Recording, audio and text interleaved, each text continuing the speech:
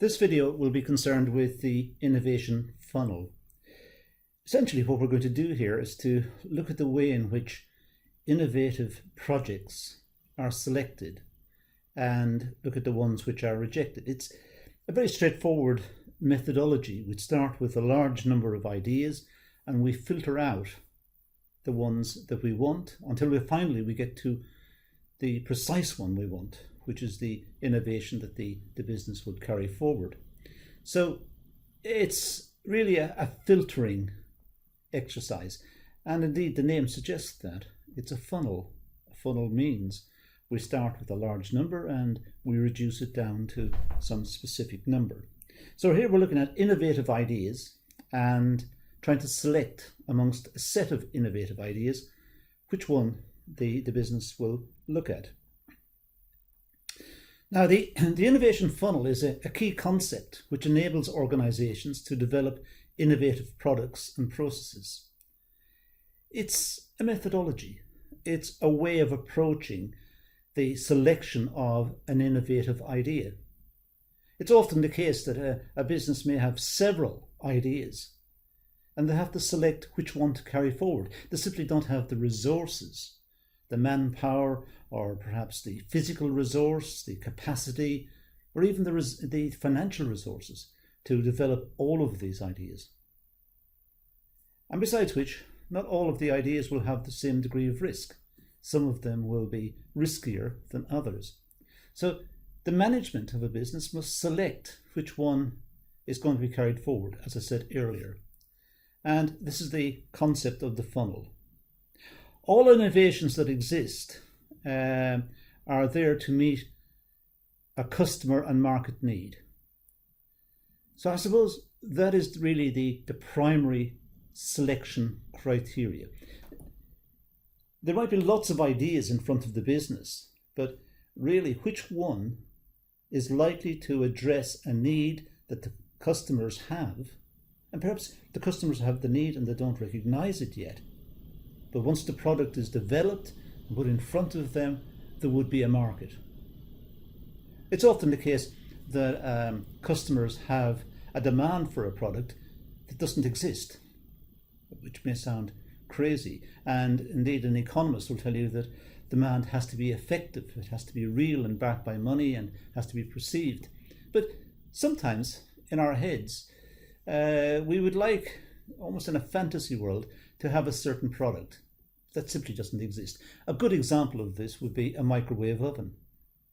Customers did not go around shouting about getting an oven that does not have a fire, does not have an obvious heating mechanism, and that just heats up the food and does it very quickly.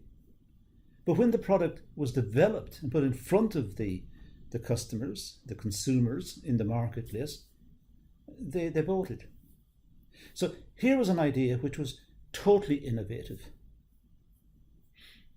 So innovations must be selected that are likely to meet a customer's present needs or likely future needs.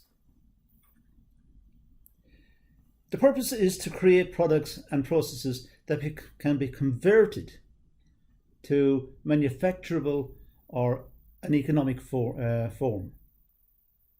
It's also fairly obvious to say that any new idea should make economic sense. It shouldn't be very complex or very expensive to make, or perhaps very expensive to put on the market. Customers may be more reticent to purchase such an item. They're not going to take a risk. And if it's a totally new idea, they might want to see how it works out first. And if it's a good idea, then others will buy it and there will be a market presence for it and it'll get good reviews in the magazines and in the journals and on the papers. So they may be more encouraged to purchase it. But the idea itself has to be capable of being produced. It can't be a figment of somebody's imagination, willful thinking that if only they had a process that would do something. If only they had a machine that would do this, there would be a fantastic product at the end. We have to look at what actually exists, not willful thinking. So many organizations adopt the innovative tunnel to help them manage new product development. Now, the funnel, as I said, starts with a set of proposals, a set of innovative ideas, and then it filters them. It starts to reject them.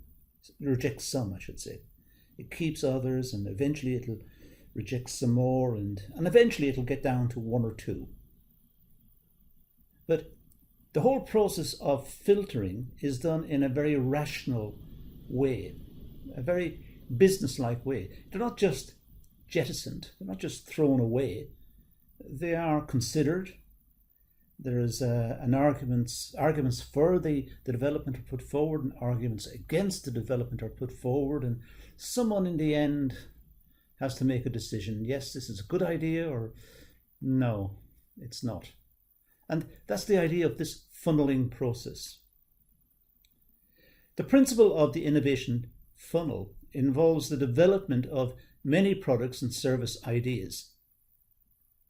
So many ideas come forward, perhaps just one or two, perhaps even just one is selected. These products or services are then refined through the funnel. Each stage of the funnel will eliminate products and services to arrive at the final product ready for development and launch. So it's a very rational process. It's not guesswork. Each proposal is considered. The arguments for and against are considered, as I said earlier, and then a final outcome. But they don't necessarily rush to the final one on the first troll of the ideas, the first look at all of the ideas. What they might do is look at all of the ideas and get rid of some at the first level, and then move to a second consideration. Look at all of the ones that are left, and perhaps get rid of one or two again, and again go through the whole process until finally to get to the one that's left. So if we consider a set of ideas, there's just a pictorial representation of a set of ideas. Each of these blue shapes is just an idea, a business idea. And these concepts are looked at and they're screened, meaning the management look at them. They look at them carefully and look at what's in there. But then it goes to a second screening, and you can see in the second screening there are less dots, there are less blue dots here. So on the second screening, some have survived, some have gone. Some will be thought of quite highly. There's one already here on the second screening that's below the screen. In other words, it's highly recommended it goes forward. This is quite a star performer. But here we've got, in this case, we've got seven blue dots on the second screening. So they're considered at that level. The rigor of the screening may vary. The first screening may be just looking to see if they're realistic and see if there is a market or if it's likely to succeed. It may be just the management having a meeting to discuss various proposals. The second screening may be more detailed, involving some research. And then we get down to the third screening. And on the third screening, you can see there's only about 3 left. And now we've moved from a large number on the first round, filtering it down until finally we get to the final level, the third level. And that's our funnel. What we've done is we've funneled the ideas downwards. And out of this final 3, the final product should drop. Now, it sounds a very simplistic idea, but it's useful to articulate it. It's useful to go into the whole process with an idea of how going to go forward. And this is how management would go forward. They need a new idea, they need a new product, they need to refresh their product line, they have various proposals that need to move to the final one. Which one are they going to put their money on? Which one are they going to develop? And this is the process they may go through. So on the first screening, this stage involves thorough investigation, market research and data analysis. And the following must be taken into account. What new opportunities exist for new product lines or expansion? So they're weighing all the time. Here's an idea. This is how much it will cost. This is what the likely market is going to be. What are the risks? What happens if the market is not what we anticipate, if it's slightly less? How much do we need to sell to break even? A lot of considerations, but it's a lot of experienced people within the business, and perhaps some market research as suggested, and some data analysis of that research. A lot of thinking goes on to try and refine the raw data. Look at the current market situation. Look at what customers are buying. Look at the trends in the market. Look at the fashions of the market. And it doesn't matter really what we're talking about here. There are almost fashions in all of them. We could be talking about industrial machinery. Well, industrial machinery has changed phenomenally over the years. A lot of it now is computer aided. A lot will look different. It'll have different ways of doing it. Machinery itself will be subject to innovation. So when we talk about fashion, we normally think about it in terms of clothing, fashion items, but it could be fashion in cars or fashion in machinery. Industrialists want machines that are not just functional, but they've got years ahead of them. They are quite sophisticated.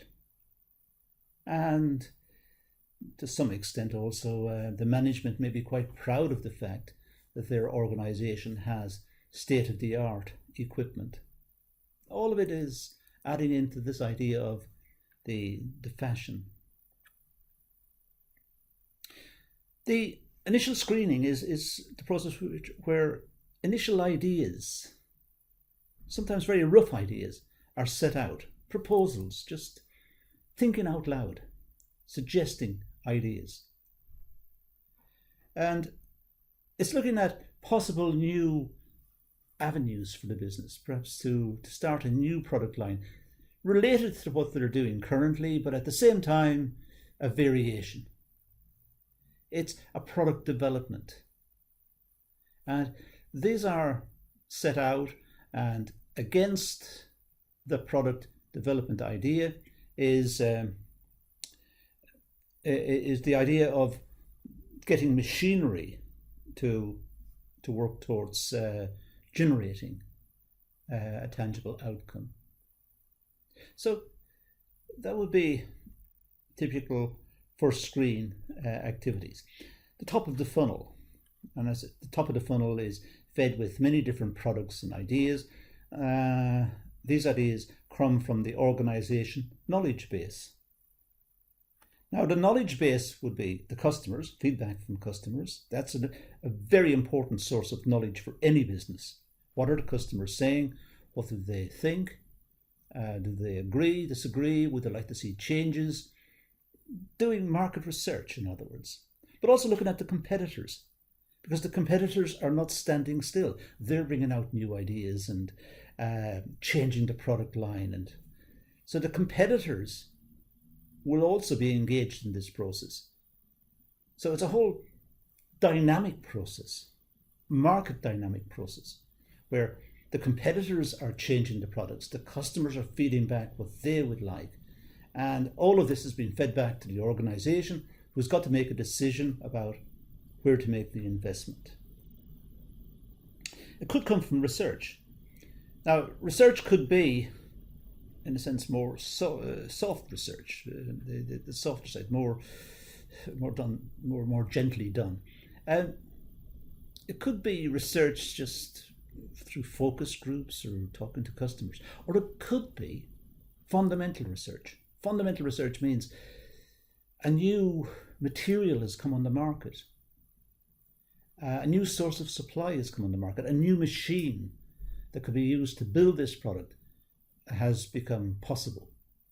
Or perhaps there's a set of machines now possible for the organization to acquire and to configure to make the product.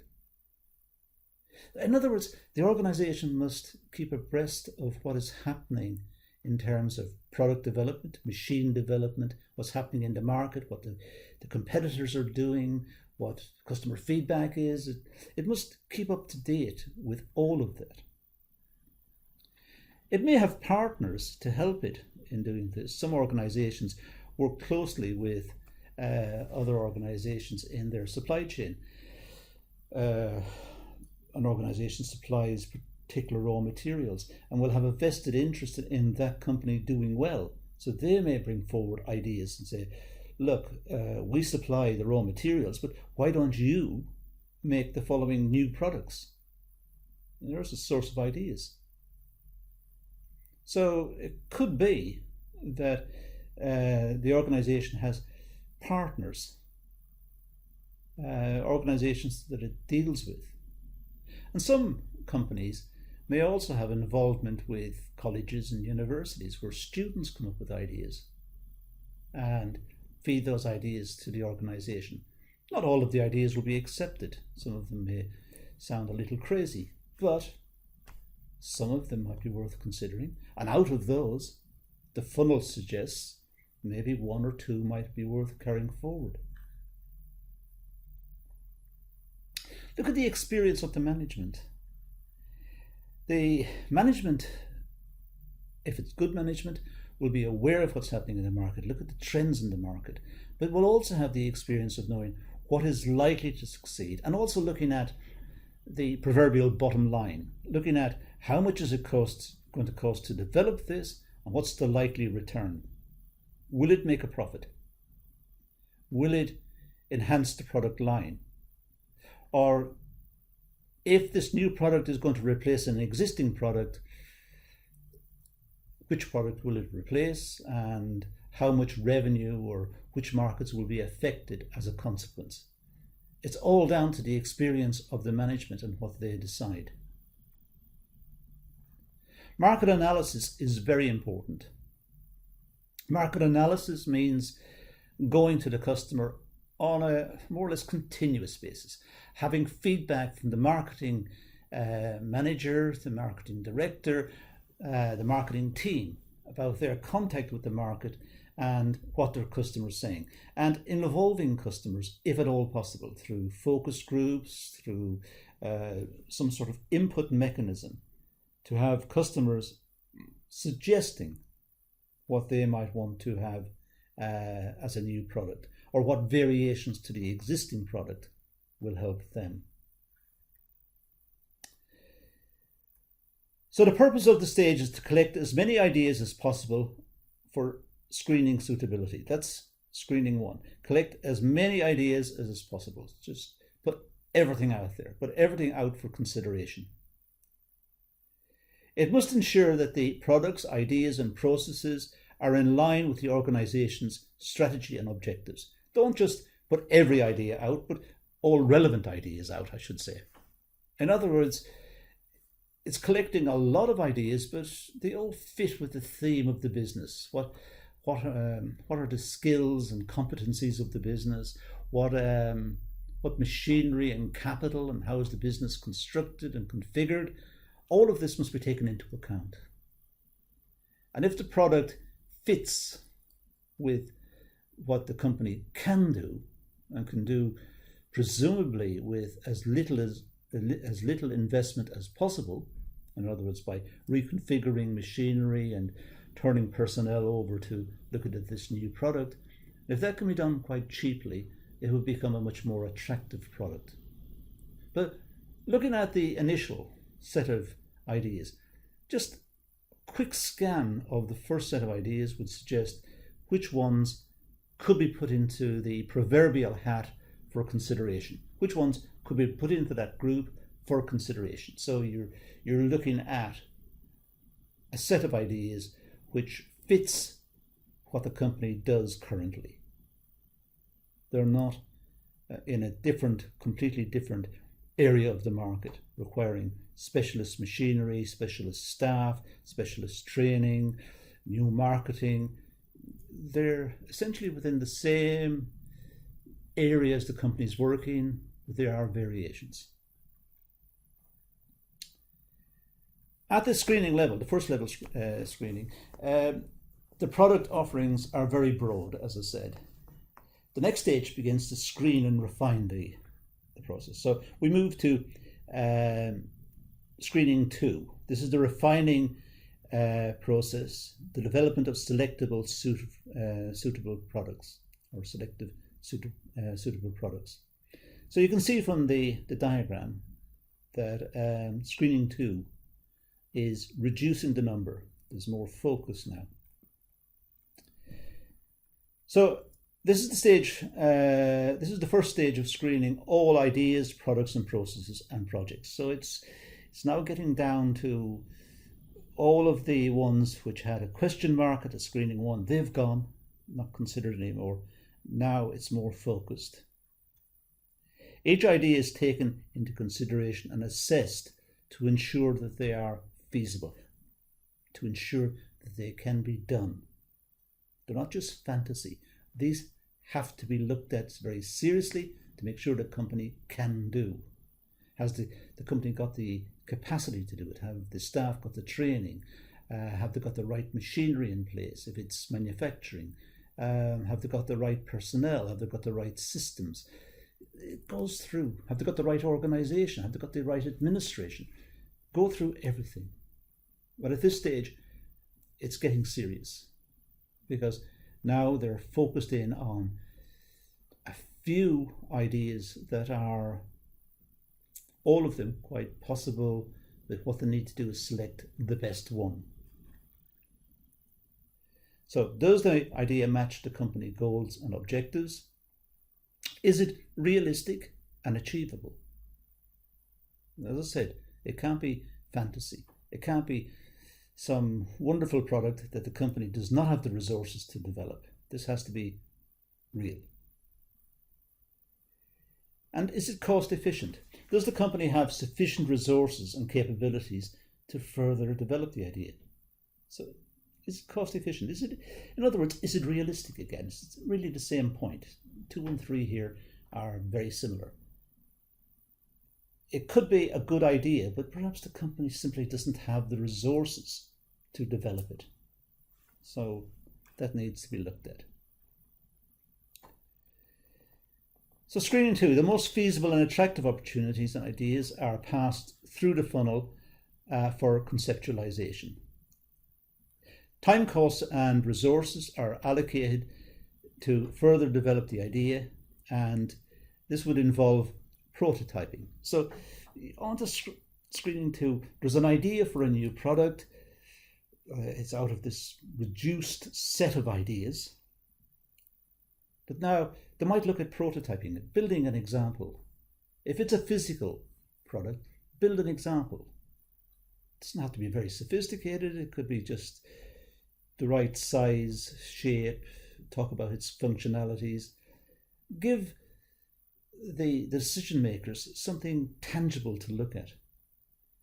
If it's a service, illustrate the service, how it would likely to succeed, what the market would be in that, what the costs of developing it would be, what would be the overall resources of the business vis-a-vis the resource impact on the business, I should say, vis-a-vis what's likely to come in, the size of the market.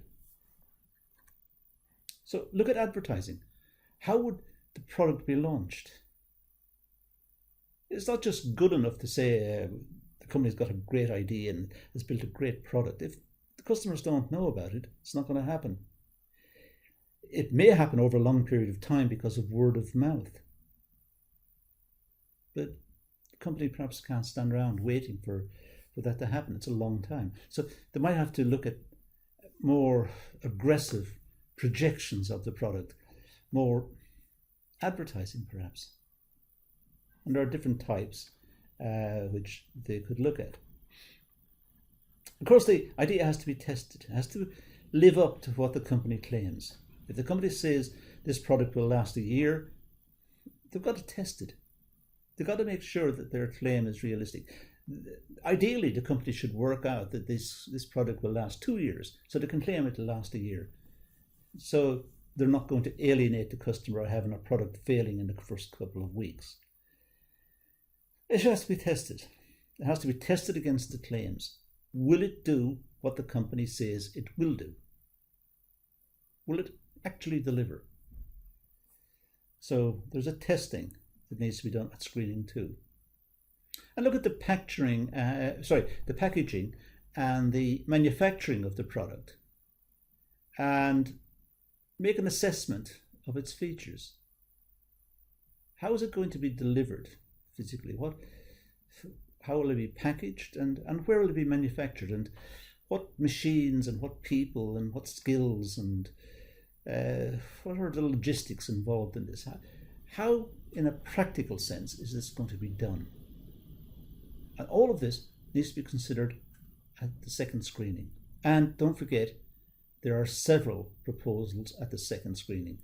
It hasn't got rid of everything, it's just reduced down the number. From the first screening down to the second screening, it's just reduced the numbers. So there's a lot of work involved in trying to decide what needs to be done, ultimately needs to be done. So now we've passed through the second stage. Now we're down to the third screening. So from the second stage, some have fallen by the wayside. Some of them have gone. They didn't meet the standards. They didn't meet the requirements of the business. They were too expensive. They're not appropriate because of marketing considerations, or because there was a lack of skills or training or machinery, or the investment was too much. Whatever the reason, some have gone from the second screening. We're down to the final screening. Now, this stage involves further refining of the ideas and products before the final ideas or products are launched on the market. Now we're getting right down to these few that are left. And maybe it's only one or two. Say two, when you've got to make a decision between two, a binary decision. Or it could be 3 or 4, but not too many. This is where there has to be very detailed consideration. Feedback from prototypes and customers and market research, these are all useful here. They all give an insight into which one should be selected. So these are valuable sources of information. The final few products undergo stringent assessment and review before official launch onto the market. So the company may select one of them, but of course this depends on the resources of the company. The company may be able to afford 2. They have 2 good ideas. Perhaps on the final screening they had 4, now they've picked 2 which are really good. They might want to launch the 2. It depends on their resources and what risk that will put the company under. Will it absorb a lot of financial resources and make the company vulnerable in the event of a failure or a downturn in the market? So, to be prudent, the company might want to go with 1 and keep the second one, which was a really good idea as well, keep that in reserve. And that's for future development. But it'll now make a decision based on this final screening.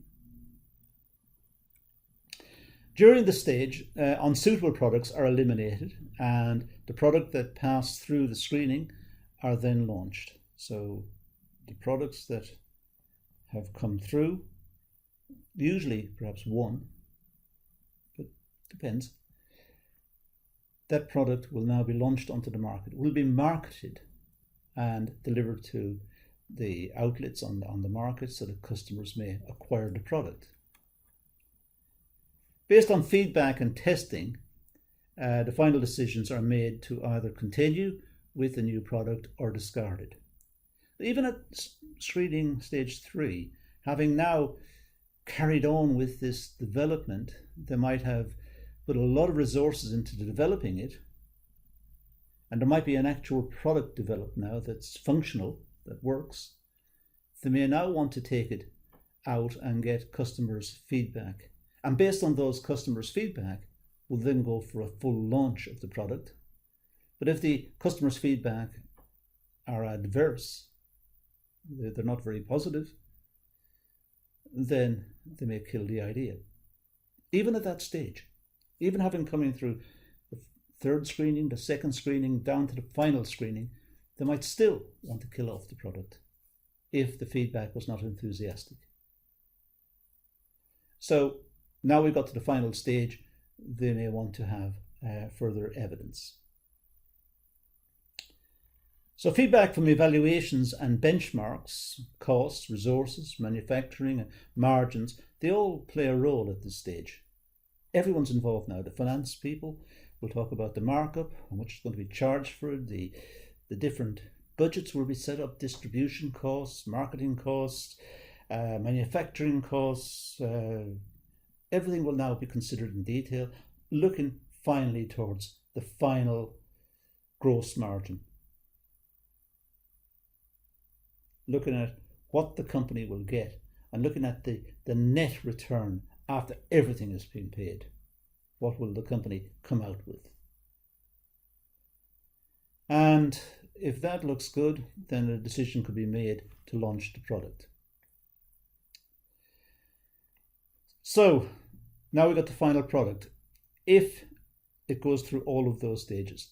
And don't forget, that final product was back in screening 1, just one of the dots in screening 1. It's just stood the test and has come through all the way. It could be that the company starts at screening 1 with a lot of ideas and none of them stand up. They could fail at any stage. But companies go through this exercise on a regular basis, some continuously, to try and innovate and change and get a position in the market with a good reputation for the business, for development, a good set of products, robust, economic, a good set of products which enhances the business. But they will all come through this type of process. The final product, well, when the decision to go ahead has been made, the product is launched. The product must deliver the expected objectives and outcomes to ensure the innovation was successful. If it doesn't deliver the expectations, it doesn't deliver the outcomes, you could say that the innovation was unsuccessful. However, the product may still be in the market, it still may have a place in the market, but perhaps it just didn't live up to what was anticipated. But if through the process of the innovation funnel, that these sort of criticisms or sorts of comment or analysis had thrown up doubts on the way through, perhaps the product wouldn't have been developed. Or perhaps it would have been developed in a cheaper fashion so that the company would simply add it to its product line, providing it didn't damage the reputation of the business in the marketplace, be added to the product line and make a smaller contribution. But it really can only be told at the final stage, when it's finally put on the market for the customers to buy or not buy. And that's the idea behind the innovation funnel, and that's all we're really going to deal with in this video. So let's leave it at that and say thank you for watching.